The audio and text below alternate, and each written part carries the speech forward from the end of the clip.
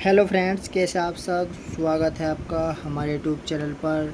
और हमारा चैनल है study all exam UPS 2 IAS. और यहाँ पर यूपीएस से लेकर यूपीएस मतलब अपर प्राइमरी स्कूल से लेकर आईएएस तक और पीएचडी तक की पढ़ाई और इन्फॉर्मेशन दी जाती है। ठीक है, तो दोस्तों हमारा जो सब्जेक्ट या टॉपिक चल रहा था वो था आधुनिक भारत का इतिहास। और उसमें हमने कई टॉपिक देख लिए हैं, महात्मा गांधी से भी जुड़े कई टॉपिक देख लिए हैं। ठीक है, तो आज इसी क्रम में हम देखेंगे कुछ पार्टियां। ठीक है दोस्तों, क्योंकि जो असहयोग आंदोलन चल रहा था उसके बाद फिर असहयोग आंदोलन के बीच में ही क्या हो गया, चोरी चोरा कांड हो गया या घटना हो गई गोरखपुर में, और इसके बाद ये असहयोग आंदोलन स्थगित हो गया था। तो दोस्तों अब इसी दौरान क्या हुआ, कुछ पार्टियां आई। ठीक है, क्योंकि जो कांग्रेस थी उसका क्या था, नज़रिया उदारवादी था। ठीक है, तो जो भी 3-4 जो महत्वपूर्ण पार्टी हैं उनके बारे में देखेंगे। मुख्य रूप से हम स्वराज पार्टी देखेंगे। ठीक है दोस्तों, तो चलिए स्वराज पार्टी से संबंधित हम महत्वपूर्ण जितने भी पर्सन हैं वो भी देखेंगे और अन्य 1-2 पार्टियां हैं उन्हें भी देखेंगे। तो चलिए शुरू करते हैं अपनी इस वीडियो को और देखते हैं पहला पर्सन है हमारा, स्वराज पार्टी की स्थापना कब हुई थी। ठीक है दोस्तों, तो स्वराज पार्टी की जो स्थापना हुई थी दोस्तों वो जनवरी 1923 में हुई थी। ठीक है, चलिए अगले प्रश्न पर चलते हैं। अगला प्रश्न है, स्वराज पार्टी की स्थापना कहाँ हुई थी। ठीक है दोस्तों, तो किस जगह पे हुई थी, तो ये इलाहाबाद में हुई थी। ठीक है, और वर्तमान में इलाहाबाद का नाम है प्रयागराज। ठीक है, प्रयागराज, और ये कहाँ है, उत्तर प्रदेश मतलब यूपी में। चलिए नेक्स्ट क्वेश्चन पर चलेंगे। अगला प्रश्न है, स्वराज पार्टी की स्थापना किसने की थी। ठीक है दोस्तों, देखिए चित्तरंजन दास और मोतीलाल नेहरू। ठीक है दोस्तों, इन दोनों ने की थी। ठीक है, तो देखिए चित्तरंजन दास ने क्या किया, कांग्रेस को त्याग कर स्वराज पार्टी की स्थापना की। ठीक है, और ये अध्यक्ष थे और मोतीलाल नेहरू महामंत्री। ठीक है, और इसके जो समर्थक थे वो विट्ठल भाई पटेल, हकीम अजमल खां, श्रीनिवास अयंकर, नरसिंह चिंतामन केलकर, मदन मोहन मालवीय और MR जयकर। ठीक है, और इसका उद्देश्य क्या था, इसका उद्देश्य था भारत को स्वराज दिलाना। ठीक है, सेल्फ रूल। और दूसरा, परिषद में प्रवेश कर असहयोग के कार्यक्रमों को अपनाना। ठीक है, और असहयोग आंदोलन को सफल बनाना। और तीसरा क्या था, सरकार की जो नीतियाँ थी उनका घोर विरोध करके उनके कार्यों में अड़ंगा लगाना, मतलब उनको रोकना। ठीक है, और जिससे उस कार्यों को सुचारू रूप से न चल सके और सरकार अपनी नीतियों में परिवर्तन करने के लिए विवश हो जाए या परिवर्तन करे ही करे। ठीक है, तो ये इनके कुछ प्रमुख उद्देश्य थे। चलिए अब चलते हैं अगले प्रश्न पर। तो हमारा सही जवाब क्या है, उपयुक्त दोनों। ठीक है, चलिए नेक्स्ट क्वेश्चन। अगला प्रश्न है, स्वराज पार्टी के अध्यक्ष कौन थे। ठीक है दोस्तों, तो चित्तरंजन दास अध्यक्ष थे और मंत्री ये थे महामंत्री। ठीक है, मोतीलाल नेहरू। Next question. अगला प्रश्न है, मद्रास प्रांत में स्वराज पार्टी के संस्थापक कौन थे। ठीक है दोस्तों, तो देखिए मद्रास प्रांत में पूछा है, मद्रास राज्य में। ठीक है, तो मद्रास राज्य में जो स्वराज पार्टी की स्थापना हुई थी तो किसने की थी। ठीक है, तो कौन थे संस्थापक, तो श्रीनिवास अयंकर। ठीक है, ध्यान रखना है मद्रास पूछा है ना कि भारत में। Next question. अगला प्रश्न है, किसे देशबंधु की उपमा प्राप्त थी। ठीक है दोस्तों, तो देशबंधु की उपमा किसे प्राप्त थी, ये भी मोस्ट इम्पोर्टेंट क्वेश्चन है। ठीक है, तो CR दास को। ठीक है, CR दास को। ठीक है, देशबंधु की उपमा दी फ्रेंड ऑफ नेशन। ठीक है, इस तरीके से भी आ सकता है, दी फ्रेंड ऑफ नेशन की उपमा किसे प्राप्त थी। ठीक है, तो CR दास। नेक्स्ट क्वेश्चन पर चलेंगे। अगला प्रश्न है, गांधी दास पैक्ट में कौन शामिल नहीं थे। तो दोस्तों देखिए 6 नवंबर, कब, 6 नवंबर, देखिए डेट ध्यान रखिएगा, 6 नवंबर 1924 ईस्वी में क्या हुआ, गांधी जी, दास और नेहरू ने एक संयुक्त वक्तव्य दिया जिसे गांधी दास पैक्ट की संज्ञा दी जाती है। ठीक है, तो इसमें CR दास शामिल थे, मोतीलाल नेहरू शामिल थे और महात्मा गांधी शामिल थे। तो पूछा है कि शामिल नहीं थे, तो सुभाष चंद्र बोस इस पैक्ट में शामिल नहीं थे। तो हमारा जवाब ऑप्शन 3 सुभाष चंद्र बोस है।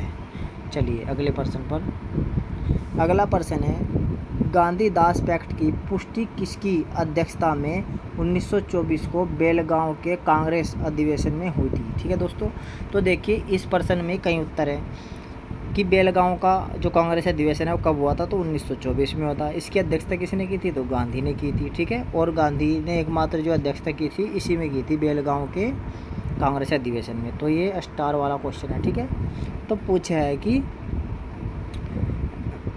किसकी अध्यक्षता में। ठीक है, गांधीदास पैक्ट की पुष्टि किसकी अध्यक्षता में 1924 को बेलगांव के अध्यक्ष अधिवेशन में हुई थी। तो ये महात्मा गांधी अध्यक्ष थे इस अधिवेशन के। ठीक है, तो गांधीदास पैक्ट पूछा है, मतलब पुष्टि हो गई थी इसमें। ठीक है, तो यहाँ पर ध्यान रखना दोस्तों, ये बात है जब 1924 में बेलगांव का कांग्रेस अधिवेशन हो रहा था। ठीक है, और दो गुट थे, परिवर्तनवादी और अपरिवर्तनवादी। ठीक है, तो उनमें आपसी विश्वास की आधारशिला रखी गई। चलिए अगले प्रश्न पर चलते हैं हम।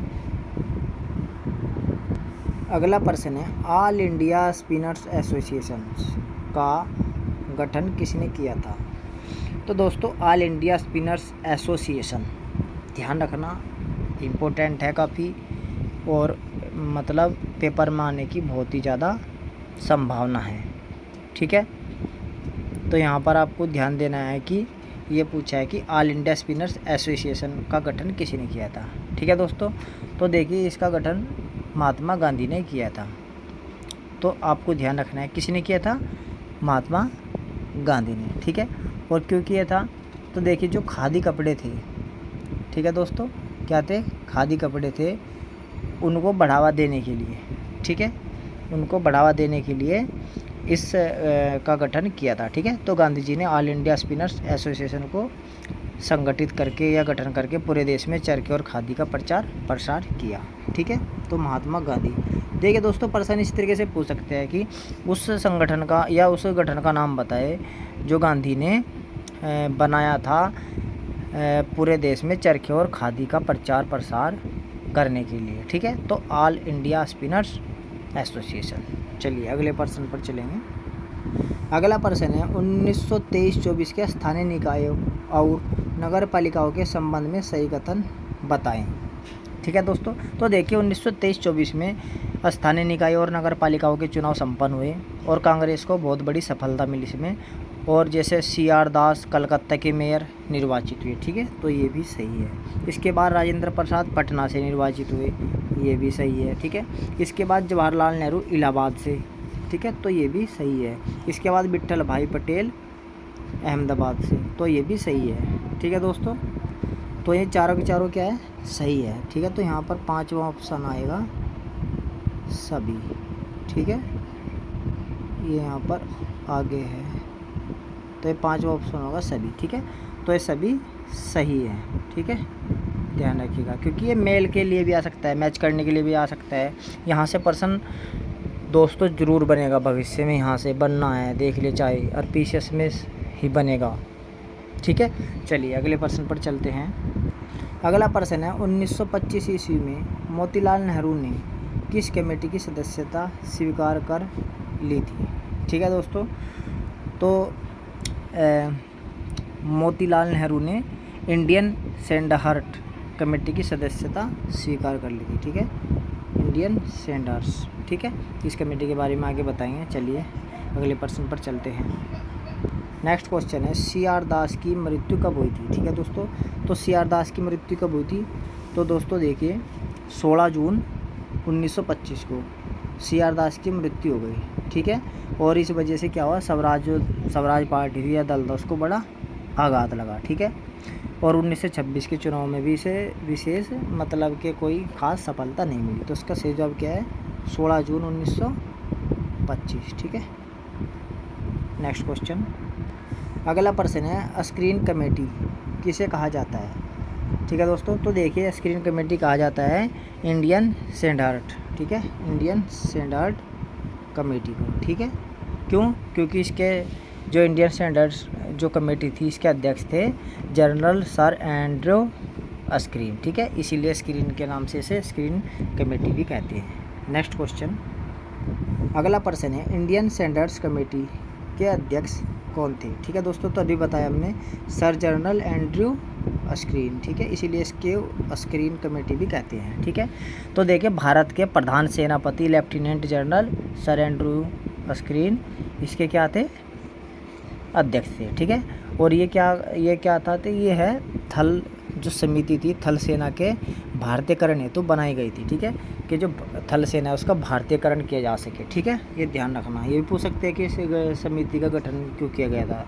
तो समिति का गठन इसलिए किया गया था कि थल सेना, भारत की जो थल सेना है उसका भारतीयकरण किया जा सके या थल सेना के भारतीयकरण हेतु बनाई गई, ठीक है।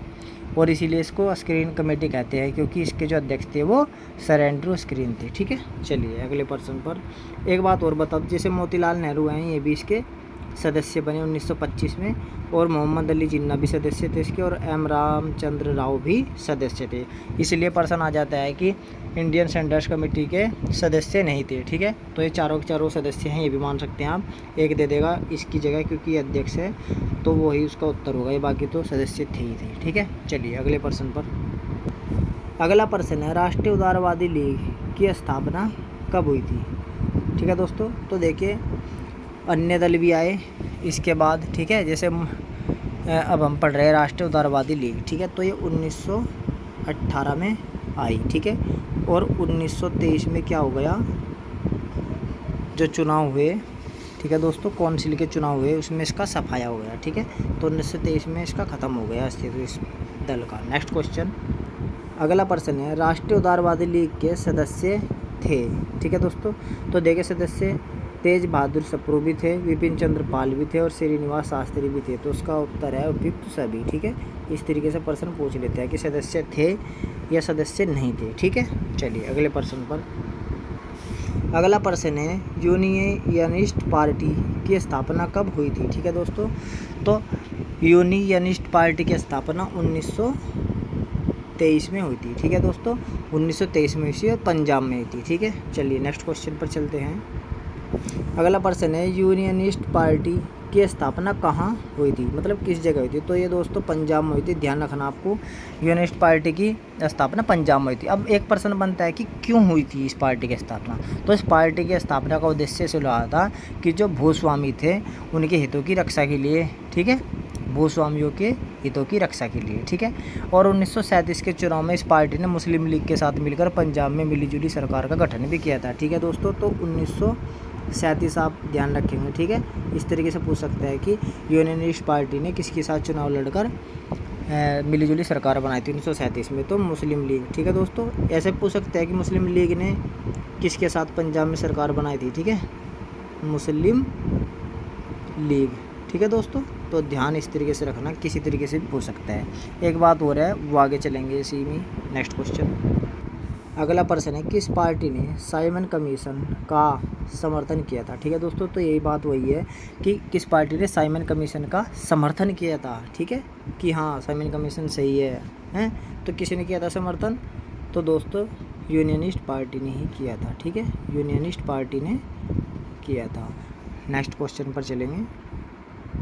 अगला प्रश्न है सेंट्रल लेजिस्लेटिव असेंबली का प्रथम भारतीय अध्यक्ष कौन था, ठीक है दोस्तों। तो सेंट्रल लेजिस्लेटिव असेंबली का प्रथम भारतीय अध्यक्ष था विट्ठल भाई जे पटेल, ठीक है। तो विट्ठल भाई जे पटेल इसके अध्यक्ष थे, जो भारत के प्रथम व्यक्ति थे, ठीक है दोस्तों। तो दोस्तों देखिए महत्वपूर्ण प्रश्न थे। ये भी जो पार्टी आई बीच में, जो ये जो दल या गठन संबंधित थे, जो बीच में ही असहयोग आंदोलन और साइमन कमीशन से पहले आए, ठीक है, क्योंकि असहयोग आंदोलन चल रहा था और इसी बीच में ये अन्य दल उभरे, ठीक है। तो जितने भी महत्वपूर्ण प्रश्न हो सकते थे वो हमने आपको बताए। फिर मिलेंगे आपको अगली वीडियो में, तब तक के लिए धन्यवाद, नमस्कार।